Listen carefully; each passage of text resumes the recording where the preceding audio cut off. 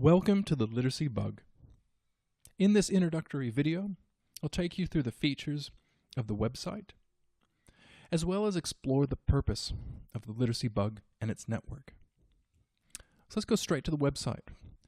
The URL is www.theliteracybug.com. You can also find us on Twitter at @theliteracybug.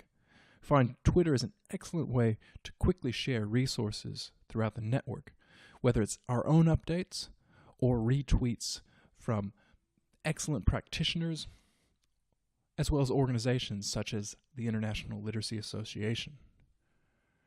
Now, we're here for a particular purpose. At the Literacy Bug, we want people to catch the literacy bug in all of its richness. We want developing readers and writers to engage in literacy in all of its arrays and possibilities.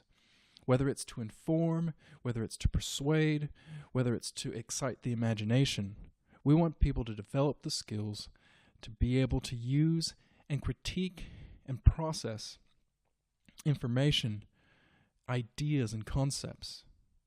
We want them to use literacy as a vehicle for further education and to tap into the ideas of others that might be from different times, places, and spaces. We feel that the written word is a way to extend upon education, as well as a way for an individual to process ideas and construct knowledge. So this website is for teachers, it's for parents, it's for university students who perhaps may be studying to be a teacher, who have returned to university to specialize as a master's in reading education. The website is also for policymakers who provide advice to schools and teachers and communities about effective literacy practices. So the website includes guides to teaching as well as guides to literacy assessment practices, has guides on the stages of literacy development and how that impacts our instruction. There's notes on language learning, there's notes on literacy learning.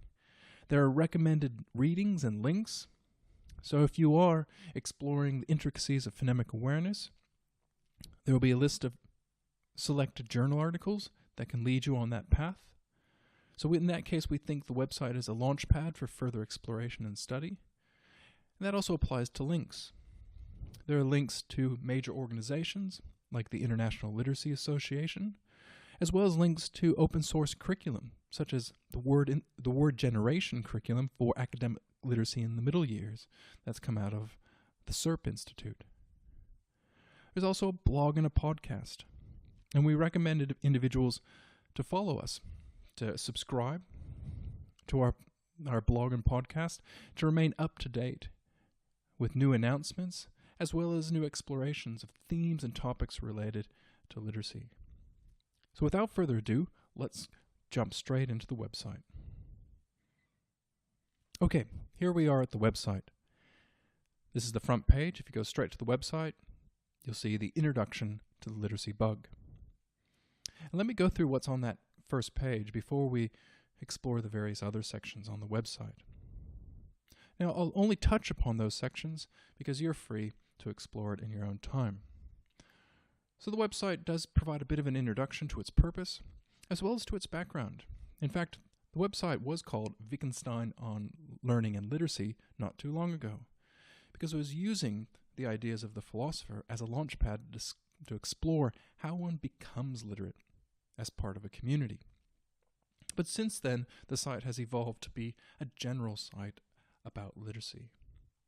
However, I do encourage visitors who are curious to jump over to the original homepage of that website to explore a little bit more about this early 20th century philosopher of Ludwig Wittgenstein and explore how his ideas relate to the stages of literacy development. But that's for your own curiosity. The site has since evolved into a site of general interest on the topic of literacy. So there's also a section on that front page that takes you to the most popular pages on the website. One of them being the 5 stages of reading development, which does take as its launchpad Marianne Wolf's book, Proust and the Squid, the Story and Science of the Reading Brain. And that's explored in further detail in the section of Stages of Literacy Development that does use Charles' stages of development as the organizing principle. There are topics about balancing instruction, quality teaching practices, literacy assessment practices, and how to establish effective literacy routines, etc. You can explore those in your own time. There's also the ability to search the site, particularly if you're looking at a topic, which I've mentioned a couple times before, like phonemic awareness. All the pages on that topic will appear, as well as recent blog entries and recent Twitter feeds. So we encourage individuals to follow us on Twitter because we do circulate a range of resources through that tool. And at the bottom of the page is an opportunity to subscribe to news and updates so that you're emailed whenever the blog is updated or other updates and announcements are made through the network. As I said before, there's a blog. There's nothing exciting or unusual about the blog. There's articles. You can sign up to the blog on the blog. You could subscribe to our RSS feed. You could explore articles through the calendar, and the most recent articles are all there. And also it has a link to our podcast. So nothing too exciting there. Very traditional. You can contact us, send us a message. If you're on a site that doesn't have a search bar, you can search straight there. In the Explore category, that's where you can find our recommended readings. So exploring readings.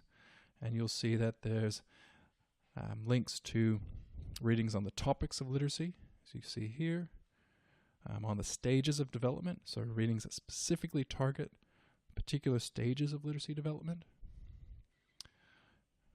Looking at the context of literacy learning, whether it's the whole school planning or within the classroom or using community volunteers, etc. And so those reading lists will appear just like a bibliography,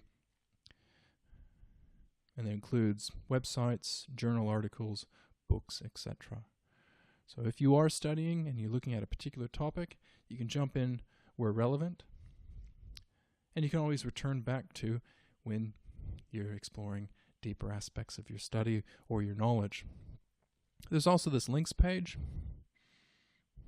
It has some traditional links like the International Literacy Association, Reading Rockets, or Read, Write, Think, which has a plethora of lesson plans for the whole content area from early literacy up through to late primary, middle school, and beyond. The Voice of Literacy is an excellent podcast that really summarizes recent research in a way that is accessible, and particularly if you're busy and on the move. There's also excellent open source curriculums like Read It Again Pre-K or Word Generation, which is fantastic academic vocabulary curriculum for the late primary to middle school years. So there's a range of links that I recommend, and there's more to come. So that's at an Explore section. So you can explore notes on literacy, essays on literacy, the links, readings, glossaries, and more. In the planning section, this is where, I guess, the grunt work of this website is placed. There's comprehensive, I would say, articles or discussions around key aspects of literacy planning and teaching. And they're fairly comprehensive, or as comprehensive as a web page can be. Hopefully explore some of the key principles involved in teaching and learning, whether it's assessment practices or establishing routines or looking at the intricacies of the stages of development or trying to think about a framework of balanced literacy instruction or a framework for instruction. This is almost like a mini textbook or reference sheet on concepts in that domain. So without further ado, please explore the site, whether it's there for the links or for the readings or to inform your practice or just to stay updated with the blog and what's new. And that includes following us in the microblog of Twitter. So, thank you for watching this video. We hope to see you at the Literacy Bug. If you have a question or recommendation, send us a message.